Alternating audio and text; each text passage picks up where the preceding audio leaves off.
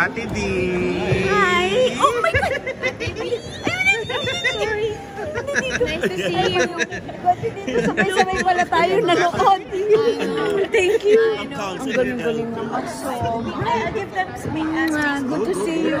Good to see you. tayo sa baba para hindi mo delikado. Alam mo, ang sexy mo. Hala, Ate D! hala. May tatanong lang ako. How true na parang may bala kayong gawing movie itong ito na panood natin. Bigla akong tumisip. Bakit may ganong chika? Wala, hindi ko. Maganda na. Maganda kasi. Napakaganda talaga. Lahat sila delivered well.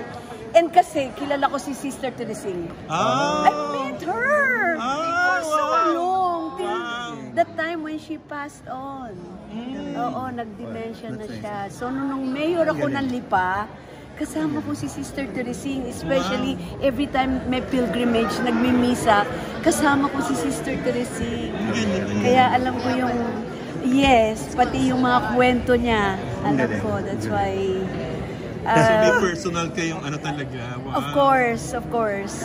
And also yung doktor niya, si Dr. Magsino ng Lipa, doktor ng mama ko. Yes.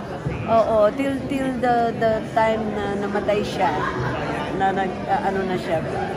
Basta. Ate, as someone from Lipa, do you believe in the Yes. what happened? Yes, because I'm a believer of Mama Mary. I'm a believer of Mama Mary. Last na lang, Ate V, kung meron kang pipiliing role doon, alin ang gusto mong i-play? Lahat! Pati si Eminence! Lahat Sino sila. yung favorite mo? Love ko sila lahat. Ang galing nila lahat. Basta they're all good. They're all good. As it is Ano yung gusto mong gampanan kung ikaw pipili? Ala, kasi ngayon ako overwhelmed kasi yung paghanga ko ngayon, holistic Alam mo, each and every one delivered well.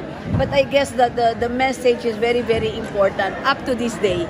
Napaka-relevant pa rin ng issue up to this day. Yes. So yun ang focus ko while watching it. But all of them delivered well and salute and bow. Yes, thank you, Ate V. Okay, thank you. Grace, mabuhay!